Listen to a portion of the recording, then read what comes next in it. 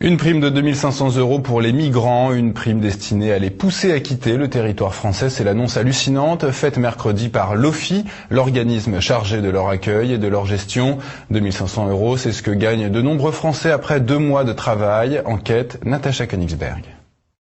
Pour pousser les migrants à partir, migrants qui, rappelons-le, sont entrés illégalement sur le territoire français, voici donc la dernière trouvaille de l'Office français d'immigration et d'intégration, un machin gouvernemental chargé de les gérer sur le sol français et éventuellement de les pousser à repartir. Jusqu'ici, la prime au départ était de 650 €. On ne parle pas de prime, mais d'allocation. En octobre dernier, cette prime avait été gonflée pour atteindre 1 000 €. Au Moyen-Orient ou en Afrique, 1 000 € représentent de 4 à 8 mois de salaire mensuel, rien de moins. Mais comme cela ne suffisait pas, voici donc que l'OFII annonce une super prime valable uniquement jusqu'à la fin de l'année. 2 500 € pour les migrants candidats au départ d'ici au 31 décembre. Des candidats au départ qui, rappelons-le, n'ont pas à payer leur billet de retour s'ils acceptent de rentrer chez eux. C'est l'État français qui leur paiera l'avion. Les 2 500 € finissent donc totalement dans leur poche. Mais ce n'est pas tout. Comme si ces 2 500 € ne suffisaient pas, l'OFII promet également une prime à l'arrivée pour les aider à se réinsérer. Une prime destinée notamment à les aider à se reloger ou à créer une activité économique comme une entreprise ou un petit commerce. Cette prime peut atteindre, tenez-vous bien, jusqu'à 10 000 €. Tout cela risque de créer ce qui s'était déjà produit dans le passé, une nouvelle pompe aspirante. Du temps où les Roumains, bien que membres de l'Union européenne depuis 2007, venaient en France illégalement, soi-disant pour travailler, ils étaient incités à rentrer en Roumanie avec une prime du même type. Très vite, l'on s'est aperçu que des filières s'étaient organisées pour venir toucher la prime en France, rentrer au pays, puis revenir au bout de quelques semaines ou quelques mois toucher une nouvelle fois la prime. L'identité des bénéficiaires de ces primes sera bien évidemment relevée et enregistrée, mais quand on sait que la plupart des migrants n'ont pas de papier ou utilisent de fausses identités, on comprend à quel point cette mesure est totalement déconnectée de la réalité, une fois de plus.